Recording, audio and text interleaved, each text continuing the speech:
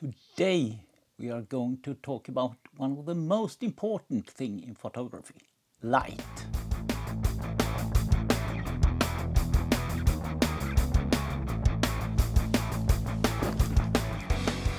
Hi, my name is Urban Anjar and this is Photography 101, and today we are going to talk about light.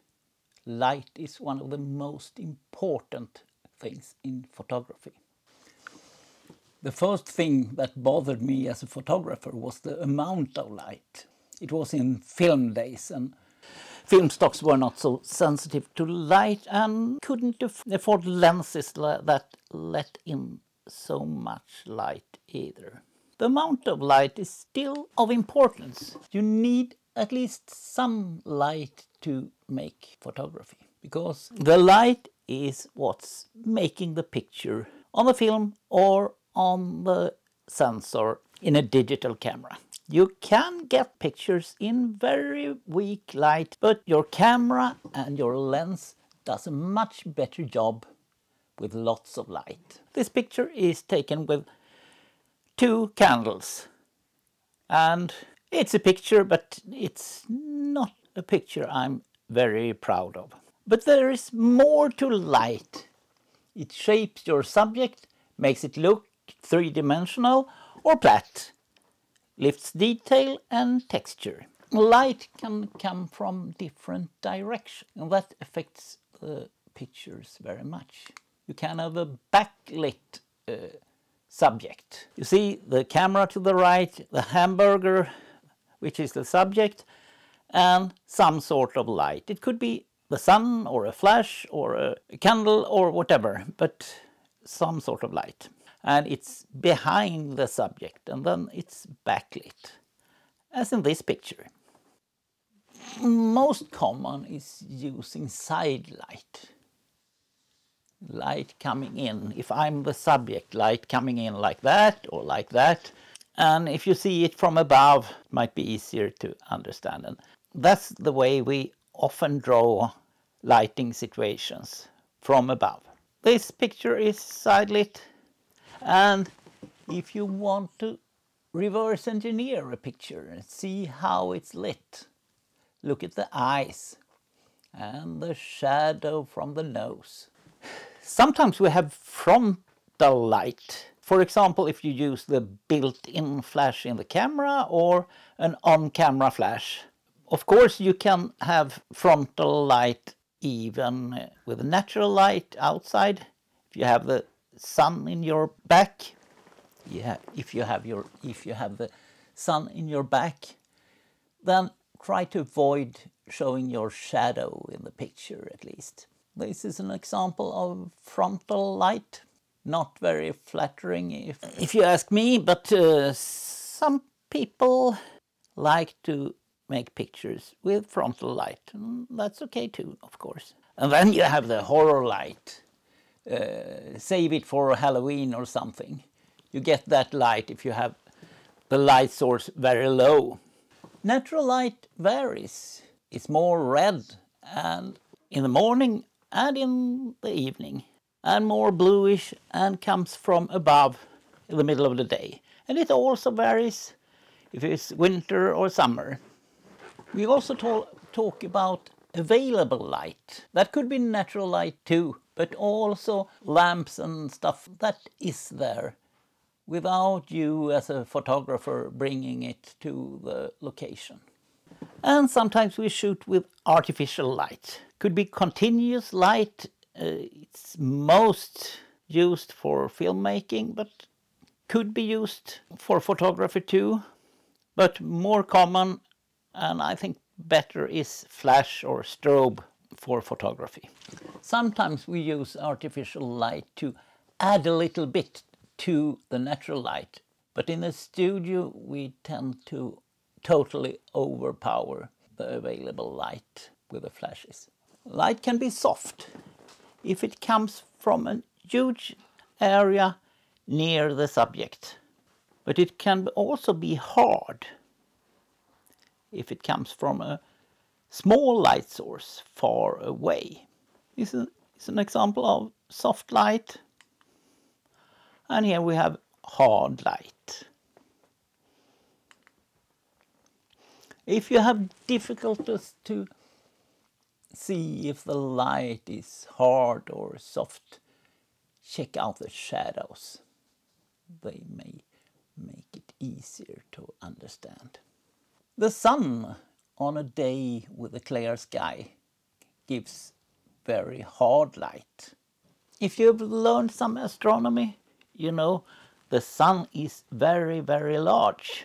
But that doesn't mean anything to us photographers. It's the subjective size, seen from the place of the subject, that matters. And you can hide the whole sun with your thumb.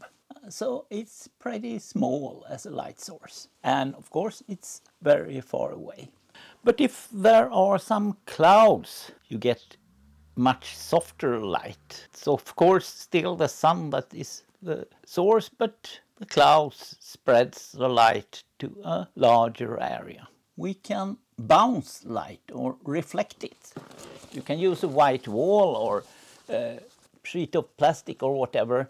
This is a reflector specially made for photography and filmmaking. And they are rather cheap, so it can be a good idea to have a reflector.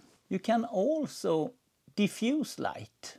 You can spread it out through something. And some reflectors have a sheet of diffusing material in the middle if you take off the white or golden or whatever piece of cloth. Window light is often a good idea to try to use. It's sparse this time of the year, of course, but still around 12 o'clock in the day you have some window light. Of course, there should be no direct sunlight. Maybe a window to the north is a good choice. And you haven't to clean the windows before. They work better if they aren't cleaned. This is an example of picture shot with window light. The light also often have a color, or we talk about color temperature. 1,000 years ago, blacksmiths learned to see how easy the iron was to shape on the color. They knew that hotter iron were more orange and the colder iron was more wine red or something like that. And if you're welding, you're using much higher temperatures to melt iron, and you see the bluish light there. There is a connection between temperature and color, and scientists has worked with that, and they talk about black body radiation. You don't need to think much about that if you're not interested, but now you've at least heard the word. We photographers have, at least if we're working with color, we need to think about color temperature and different light sources coloring the light in different ways. And you can let your camera automatically make white balance, or you can put in a temperature value, a Kelvin value, or choose from symbols what's the dominating light in that situation. You can also set color temperature in post-production.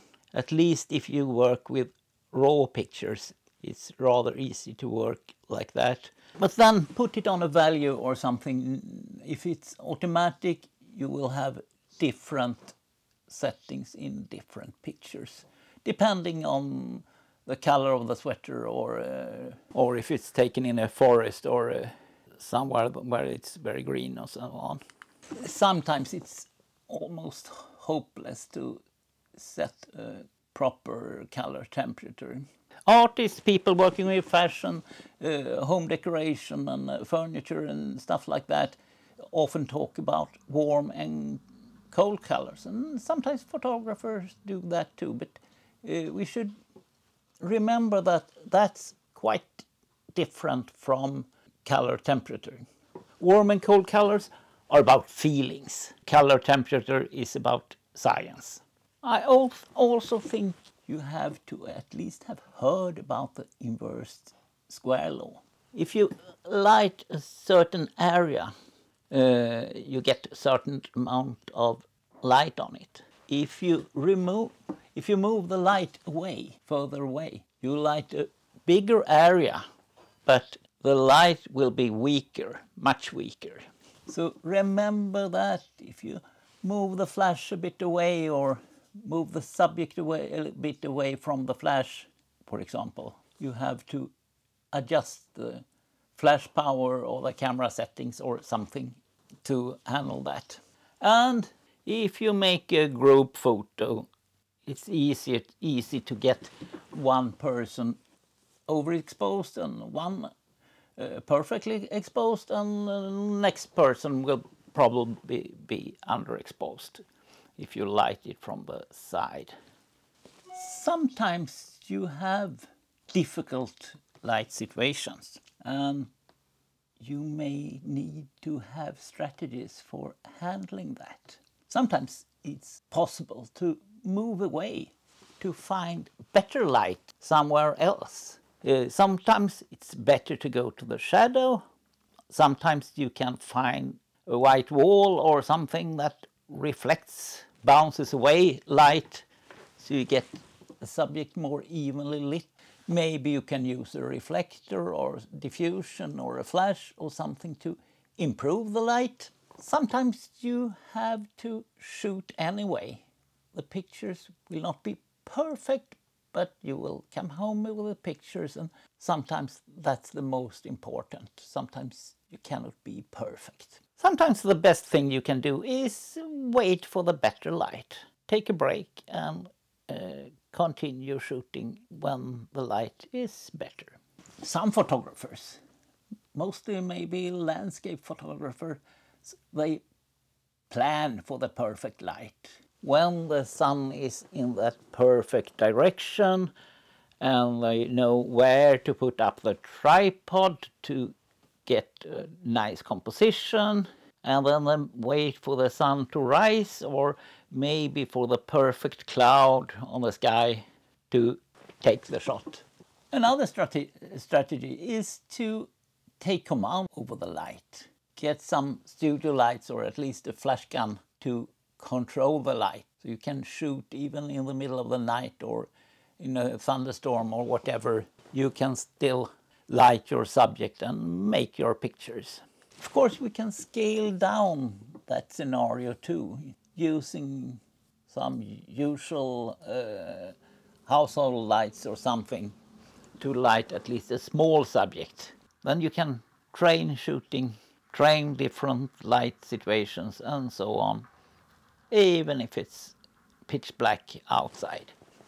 I think it's important to really train on that light. Look at light and shadows. You can do that even if you have forgot your camera. Shoot in different lights. Hard light, soft light, backlit, side lit, frontal light. Try reflected and diffused light. Try to use window light. Shoot at night. Shoot indoors. What sort of light is your favorite? Okay, that's all for today. Thank you for watching, and I'll take a little break during the winter holidays now, and we'll be back in the beginning of next year. So, see you. Happy holidays. Bye.